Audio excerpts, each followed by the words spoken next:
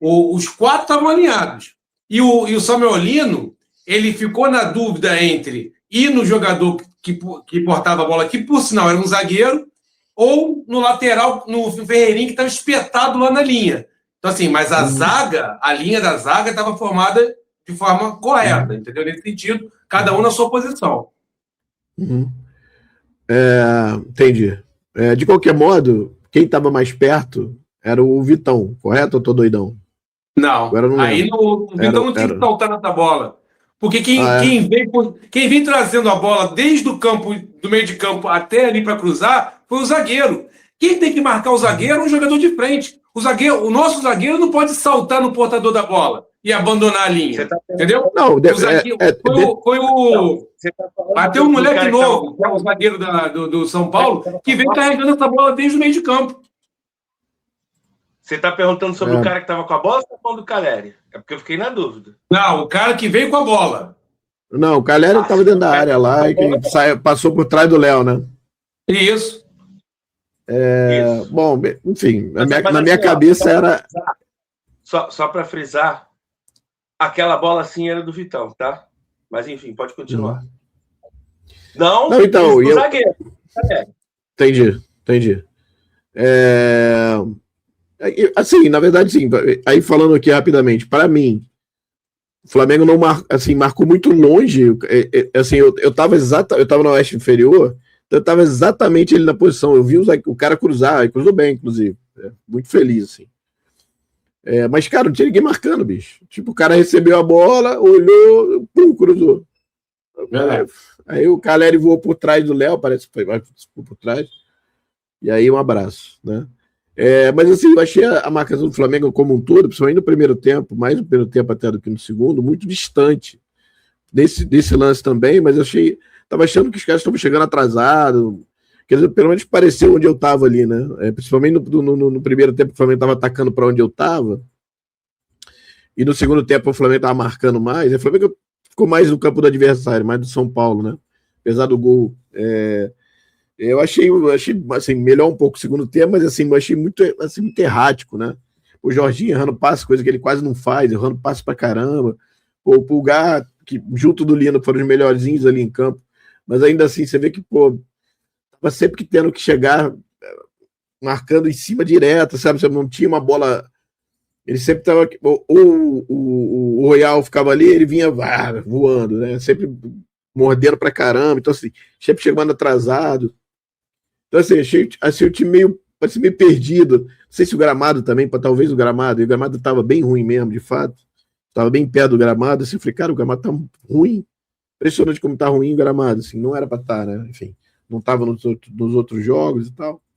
Mas, assim, acho que no geral, achei o time muito mal. Agora, tem uma coisa que eu até falei com tu, né, aqui antes da gente entrar, que eu acho que tem uma coisa que é importante a gente salientar, que muitos jogadores que estão ali estavam nas suas seleções, né? Então você pega aí o Léo Pereira, o Alexandro, quem mais? Nossa, deixa eu ver. O Gar não, Jorginho não, o Arrasca que entrou depois. Quem mais? Pedro não estava, enfim.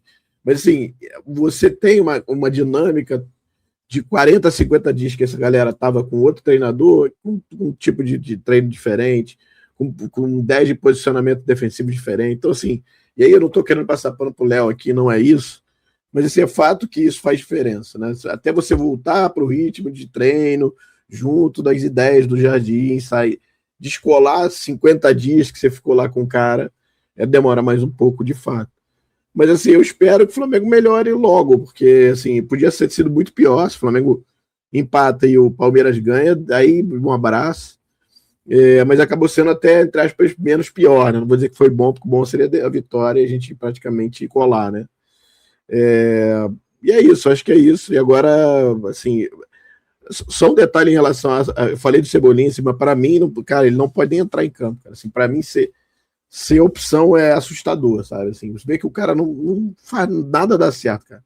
Tem uma hora de uma jogada, assim, bem no canto aqui, esse que a gente tava aqui, que ele recebe a bola, dá um rodopio, dá para trás e tava os dois entrando, não sei se era o Royal e eu acho que era o Jorginho, ou não era o Lohan, alguém que estava ali, não lembro. Não, o Lohan já tinha saído. Que a bola fica solta, aí vem, acho que o Vitão correndo desesperado para pegar a bola, assim. Então, assim, parecia que estava desconexo, sabe? Tipo, parecia bem desconexo, sabe? Vamos ver como é que vai ser agora quarta-feira, que para mim é aquele jogo que tá com a cara da merda, né? Tipo, o Inter é uma bosta, mas vai chegar lá, vai jogar a vida, e o Flamengo demole, meu irmão. Aí não pode. A gente podia hoje estar bem demais aí, tá, pô, vibrando com distância praticamente zero aí com o Palmeiras e, enfim, é isso. Pô, pois é, cara, assim, a gente não pode, né, eu falei isso até com alguns colegas, o Wagner também citou agora, porque o Palmeiras perdeu, porra, beleza, tamo junto, cara, a gente tem que avaliar como o time tá jogando.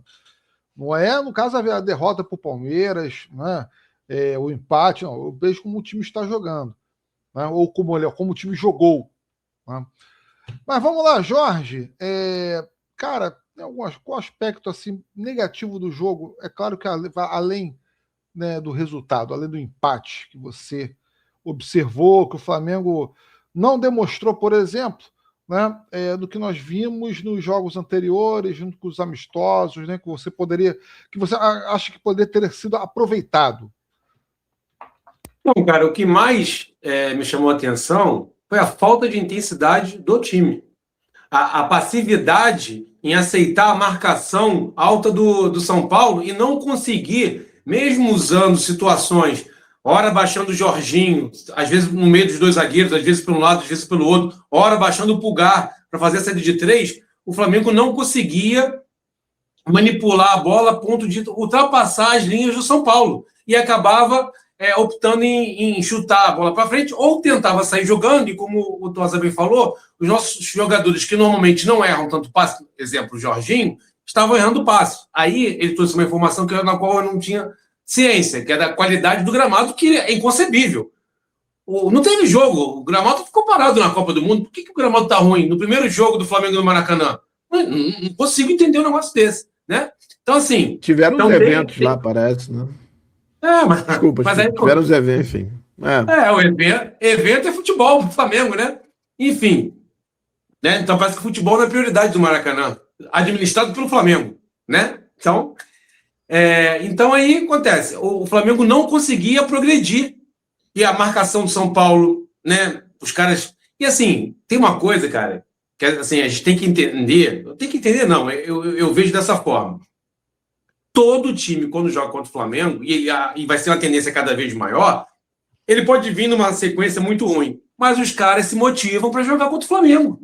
Esses caras se motivam. A mesma coisa foi o Atlético, que também vindo numa sequência ruim e se motivou para enfrentar o Palmeiras. Porque se os caras não derem 110%, eles saem do Maracanã com 4-0 no lombo. E ninguém quer tomar 4-0 no lombo. Então, assim, os caras dão... Se você vê...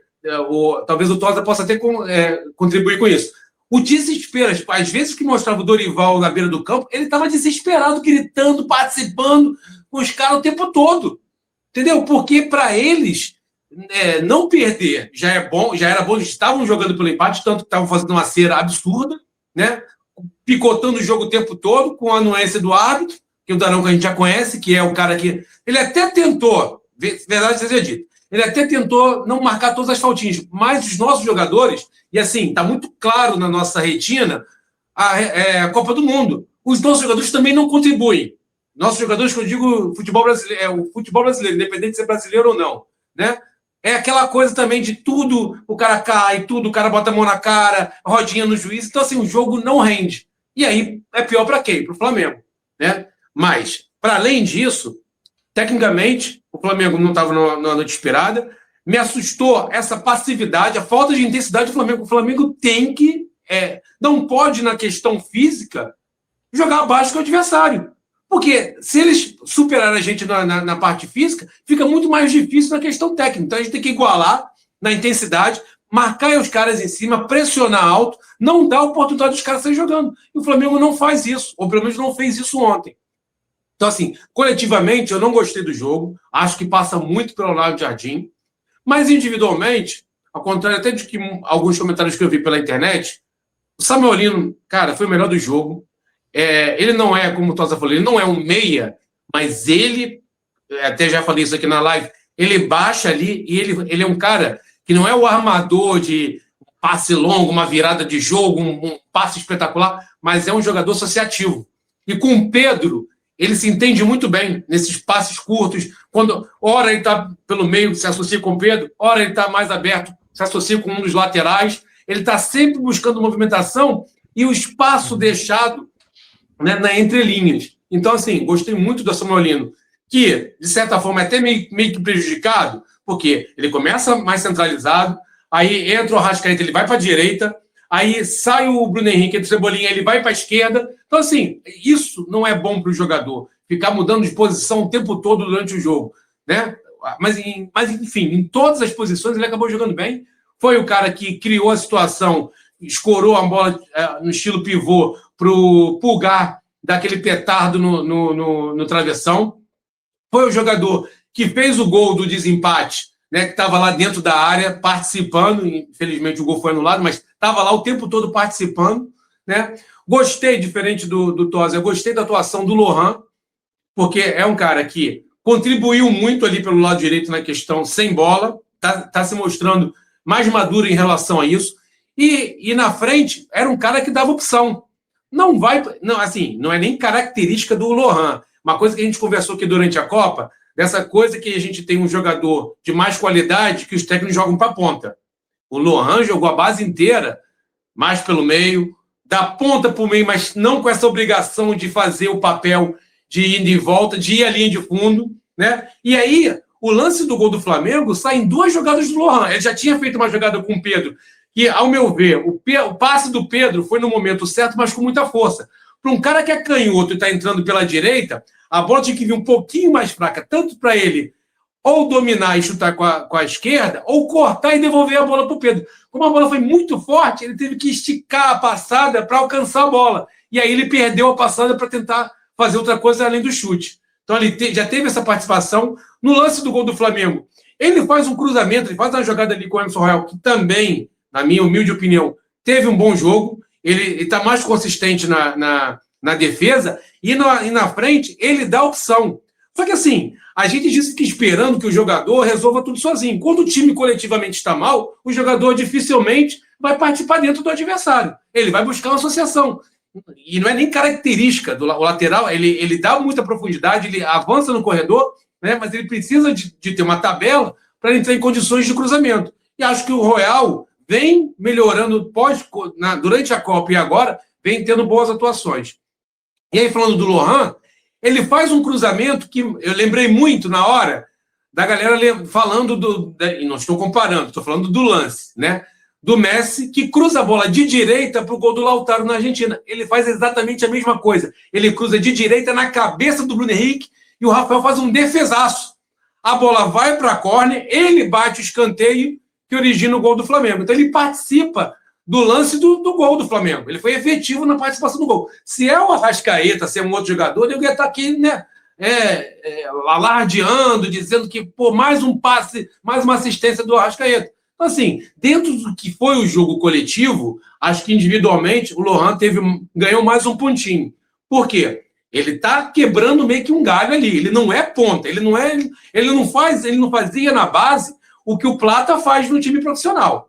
Mas ele está se dedicando. Esse é o ponto positivo, além da atuação dele, da dedicação. E acho até que o Flamengo, que já estava com a intensidade que não era muito boa, com a saída do Lohan e a entrada do Arrascaeta, e aí não é culpa do Arrascaeta, né? Mas o Flamengo perde mais ainda a intensidade e propicia o zagueiro adversário vir conduzindo a bola dentro do campo do Flamengo com total liberdade para cruzar e aconteceu o lance do gol, né? Então, assim, na minha visão, o Vitão tem participação no lance? Tem. Mas, assim, a zaga do Flamengo está alinhada e quem fica moscando. Porque, assim, o jogador, o zagueiro, a bola veio da esquerda, o zagueiro tem que... O Léo Pereira está atrás do Vitão. Então, se a zaga está mais para fora, ele tem que acompanhar a zaga para deixar o adversário em impedimento. E aí a bola sendo cruzada, o Vitão também moscou em tentar interceptar. Então, assim, foi um erro coletivo. Transformar o Vitão em vilão é mais uma das covardias dos flamenguistas que tentam imputar isso a ele. Como já foi com o próprio Léo Pereira, que não prestava, como o próprio Samuel Lino, que queriam levar no aeroporto. Então, assim, Cara, errar em algum momento faz parte do jogo, mas o erro foi coletivo. Então, assim, a gente tem que entender, ou a gente tem que entender, não, eu tento trazer aqui a minha opinião e fazer com que as pessoas reflitam sobre isso, entendeu? Que não teve vilão na história, teve um erro coletivo, né, na qual acho que o Léo Pereira errou, acho que quem tinha que estar acompanhando o zagueiro adversário é o atacante. É o atacante. Ou era o Pedro, ou era já que o Samuel Lino, ele estava acompanhando lá o Pontinha. Então, o São Paulo abriu um ponta do lado, bem lá no pé na linha, como dizem. Então, assim, o Royal por dentro, fechando a linha de 4. O Samuel Lino ficou na dúvida entre ir no cara, que já era para estar sendo marcado por alguém da frente, ou o próprio Arrascaeta, ou o próprio Pedro, né? Ele ficou na dúvida entre ir no cara ou marcar o Ferreirinho que estava aberto. Então, esses detalhes a gente tem que perceber para entender o erro coletivo que foi o Flamengo. No final das contas, todo mundo saiu puto com o desempenho. O desempenho foi assustador, né? Causou essa coisa toda. Mas uma coisa é o campeonato, o desempenho a gente tem que reclamar, tem que discutir, tem que cobrar do técnico. Mas não tem nada perdido. No final das contas, vou repetir o que eu falei no começo, saímos com um ponto a menos de diferença. Porque o campeonato funciona assim. O campeonato funciona assim. O Palmeiras, o ano que ganhou assim. A gente não vai ganhar todos os jogos, a gente não vai jogar bem todos os jogos, e a tabela tem que nos favorecer em algum momento. E ontem, num jogo ruim do Flamengo, a tabela nos favoreceu. Quando é com o Palmeiras, todo mundo exalta. Então, assim, a gente também tem que apontar os erros, mas não pode deixar de entender que um ponto ontem foi importante.